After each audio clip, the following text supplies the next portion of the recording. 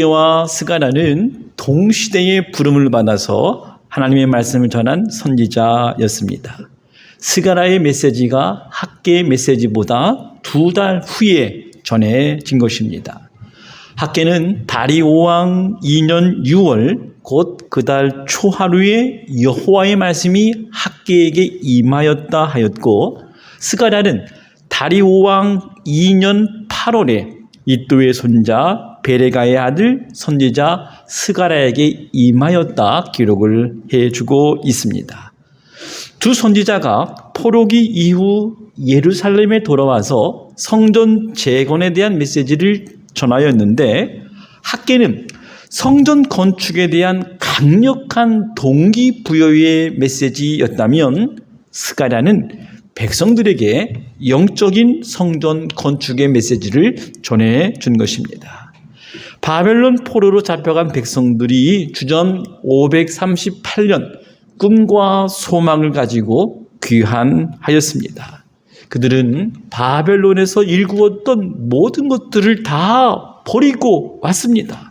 그러나 현실은 성전을 건축하다가 여러 가지 상황으로 말미암아 16년 동안 짓담한 성전의 기초만 황량하게 남아 있었습니다. 국제 정세는 빠르게 변화되고 있었고 그들이 할 수 있는 것은 아무것도 없어 보였습니다. 이때에 스가랴는 폐허가 된 도시 속에 갇혀있는 나라를 보지 않고 훗날을 내다보면서 미래에 세워질 도시와 왕이신 메시아의 도래를 내다보면서 이스라엘 공동체에게 복이 임할 것을 선포한 것입니다. 스가랴가 포로에서 돌아온 공동체를 향해서 첫 번째 외친 메시지는 너희는 내게로 돌아오라는 말씀이었습니다. 그리하면 내가 너희에게로 돌아가겠다고 말씀하신 것입니다. 스가랴는 회개를 선포하면서 과거 조상들의 실패에서 배우고 깨달아야 할 것을 말씀한 것입니다. 그러나 스가랴의 메시지는 책망보다는 격려조의 메시지로 다가오고 있습니다. 1장 4절의 말씀을 보십시오. 너희 조상들을 본받지 말라. 옛적의 선지자들이 그들에게 외쳐 이르기를 만군의 여호와께서 이같이 말씀하시기를 너희가 악한 길 악한 행위를 떠나서 돌아오라 하셨다 하나 그들이 듣지 아니하고 내게 귀를 기울이지 아니하였느니라. 여호와의 말이니라. 스가랴 1장에서 6장까지 8가지의 환상이 나타납니다. 스가랴는 단 하룻밤 사이에 이 환상들을 본 것입니다. 여러분, 환상이란 현실이 어렵고 낙심이 될 때에 그들에게 소망과 용기를 주기 위한 묵시의 방편 메시지입니다. 이 환상들은 하나의 줄거리가 있습니다. 이러한 환상을 통해서 회복될 성전의 영광을 말씀해 주셨고 궁극적으로 임할 하나님의 나라와 성전에 대한 비전을 스가랴가 보여준 것입니다. 첫 번째 환상, 말단 사람들과 여호와의 천사가 대화하는 장면이 나타납니다. 말단 사람들이 세상의 모든 것을 다 돌아보고 왔습니다. 세상은 참으로 조용한데 예루살렘은 망한 지 70년이 되어서 황폐화되었다고 보고한 것입니다. 이에 대해서 하나님은 내가 불쌍히 여김으로 예루살렘에 돌아왔은즉 내 집이 그 가운데 건축되리니 예루살렘 위에 목줄이 쳐지리라 말씀을 해 준 것입니다. 스가랴는 여호와 하나님께서 그의 천사들에게 하신 말씀을 선한 말씀, 위로하는 말씀으로 깨닫게 되었다고 13절에서 언급을 했습니다. 그래서 회복과 소망의 메시지를 전해 주었는데 17절 말씀만 보겠습니다. 그가 다시 외쳐 이르기를 만군의 여호와의 말씀에 나의 성읍들이 넘치도록 다시 풍부할 것이라. 여호와가 다시 시온을 위로하며 다시 예루살렘을 택하리라 하니라 말씀을 하신 것입니다. 두 번째 환상은 4개의 짐승 뿔이 등장합니다. 그 뿔들은 이스라엘을 멸망시킨 거대한 나라들을 상징했습니다. 아수르, 바벨론, 바사, 헬라 제국입니다. 이 환상의 의미는 너희들이 성전을 재건하려고 할 때 방해하는 세력이 있을 것이지만 하나님께서 대장장이를 보내서 그 뿔들을 깨뜨리셔서 반드시 하나님의 역사를 이루시고야 말 것이라는 뜻이었습니다. 세 번째 환상은 측량줄을 잡은 사람이 예루살렘을 측량하는 장면이 나타납니다. 예루살렘은 그 가운데 사람과 가축이 많아서 성곽 없는 성읍이 될 것인데 그 성곽은 하나님께서 불로 둘러싼 성곽이 될 것이고 그 가운데 영광이 되리라 말씀을 하셨습니다. 이것은 하나님께서 예루살렘을 회복시키시고 다시 영화롭게 하실 것이라는 의미입니다. 하나님이 거하실 성전이란 금이나 은으로 지은 성전이 아니라 장차 유다를 거룩한 땅에서 자기 소유를 삼으시는 성전이라 하는 것입니다. 그래서 13절에서 심판하러 오시는 하나님 앞에 모든 육체가 잠잠할 것을 명하신 것입니다. 네 번째 환상은 대제사장 여호수아가 더러운 옷을 입고 있는 장면이 나타납니다. 사탄이 등장하여 여호수아를 대적합니다. 더러운 옷을 입고 있는 여호수아에게 너는 대제사장의 자격이 없다. 그렇게 정죄한 것입니다. 그러나 하나님은 여호수아에게 옷을 입히고 다시 정결한 관을 씌우시고 여호와의 천사 앞에 서게 하신 것입니다. 다시 대제사장의 사명을 맡기시고 있는 것입니다. 여호수아는 이스라엘을 대표하는 민족 전체를 상징한 인물입니다. 여호수아에게 더러운 옷을 벗기시고 아름다운 옷을 입히신다고 하는 것은 모든 죄를 사하시는 은혜를 보여준 것입니다. 혹자는 이 장면을 스가랴서의 복음이라 말하기도 합니다. 다섯 번째는 순금 등대와 두 감람나무에 대한 환상입니다. 하나님께서 스가랴에게 환상을 보여주시면서 스룹바벨에게 이 환상의 내용을 말하게 하십니다. 성전 재건의 사명을 감당해야 할 지도자에게 4장 6절의 말씀으로 격려해 준 것입니다. 만군의 여호와께서 말씀하시되 이는 힘으로 되지 아니하며 능력으로 되지 아니하며 오직 나의 영으로 되느니라 말씀을 한 것입니다.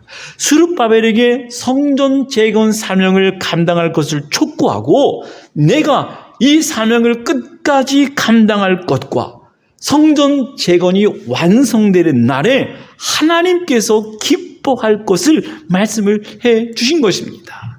4장 9절 말씀 보세요. 스룹바벨의 손이 이 성전의 기초를 놓았은즉 그의 손이 또한 그 일을 마치리라 하셨나니 만군의 여호와께서 나를 너희에게 보내신 줄을 내가 알리라 하셨느니라.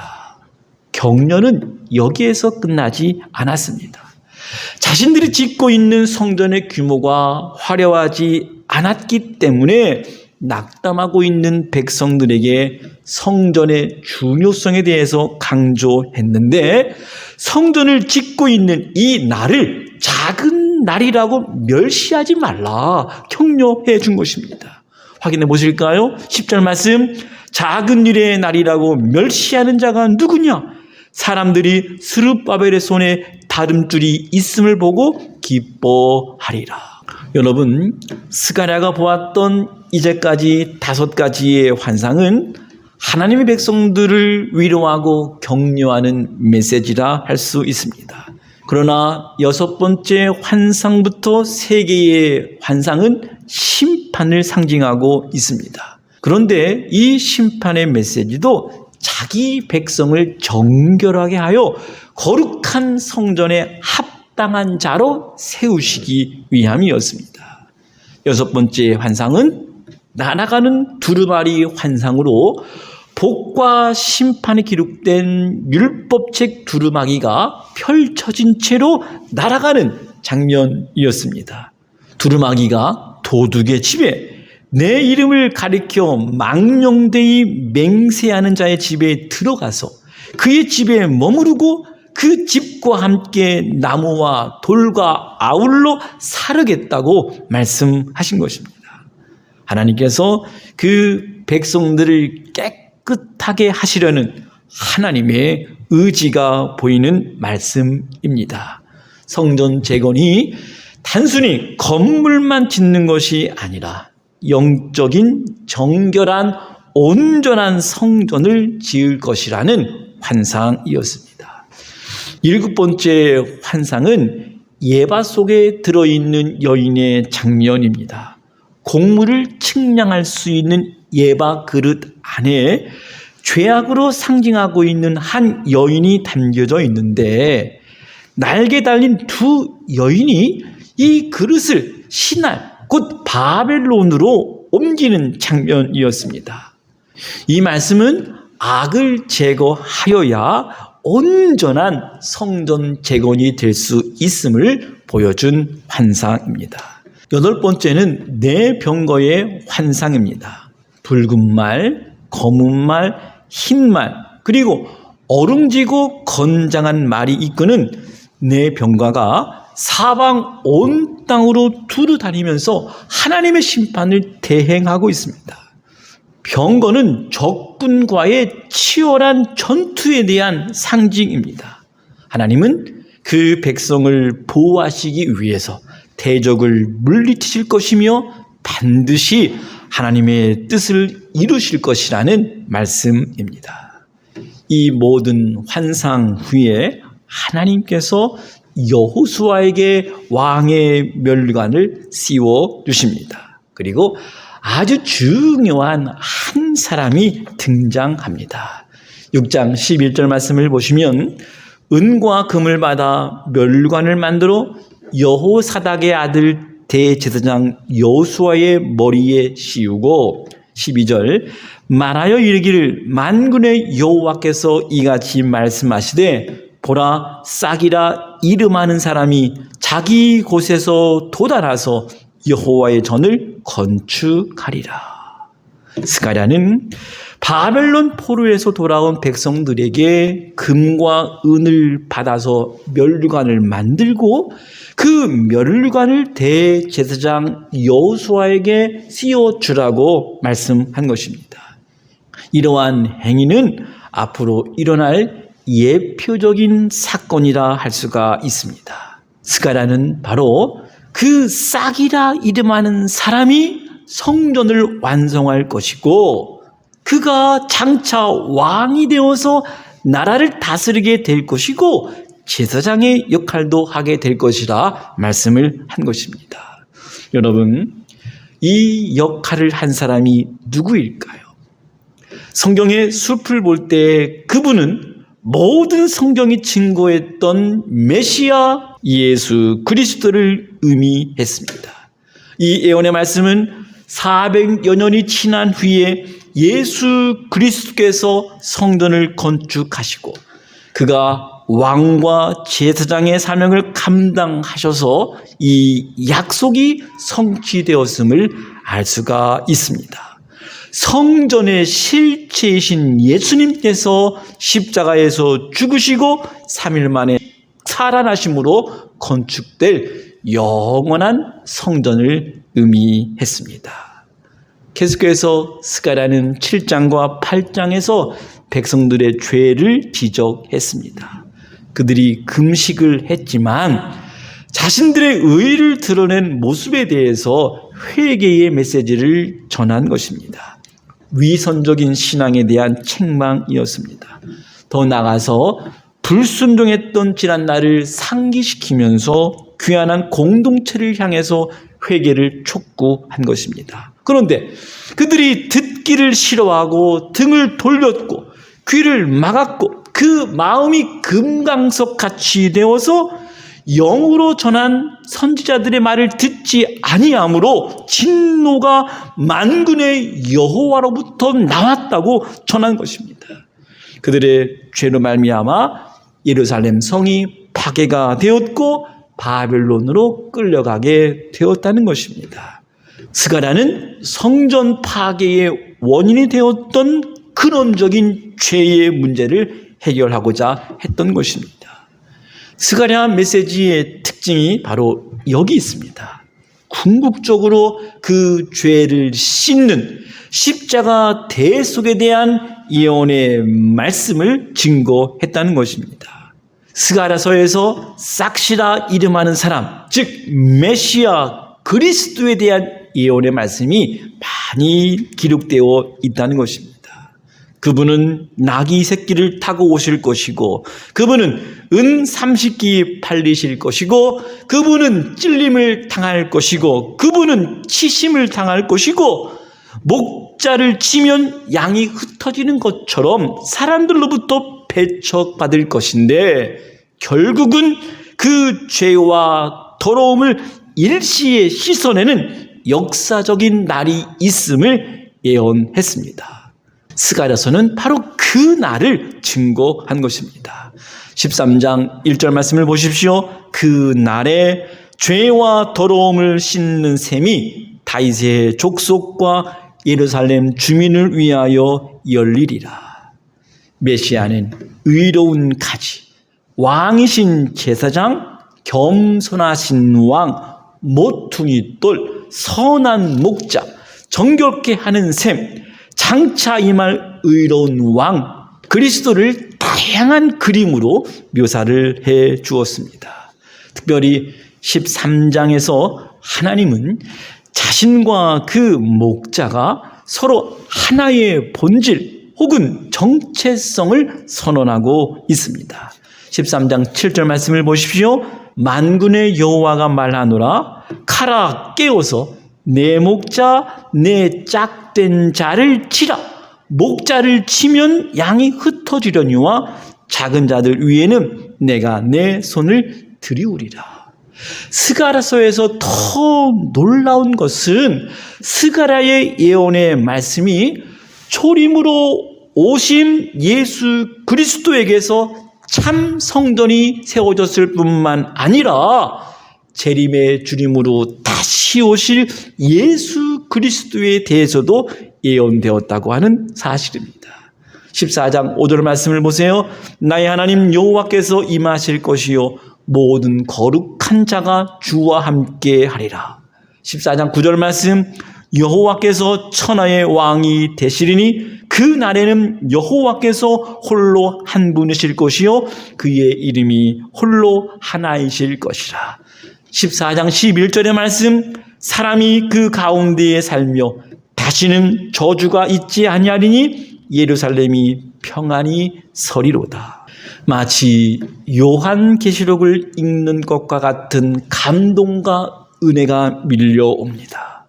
스가랴서는 구약에서 가장 메시아적인 책이라 말할 수가 있습니다. 스가랴 읽기에 있어서 바로 싹시라 이름하는 그분이 어떻게 예언이 되었는지, 메시아 되신 그리스도는 복음서에서 그 성전을 어떻게 지으셨는지, 그분이 다시 오셔서 세우실 영원한 왕국이 어떻게 이루어질지 다양한 표현들을 살펴보면 성경의 큰 숲을 볼 수 있으리라 여겨집니다.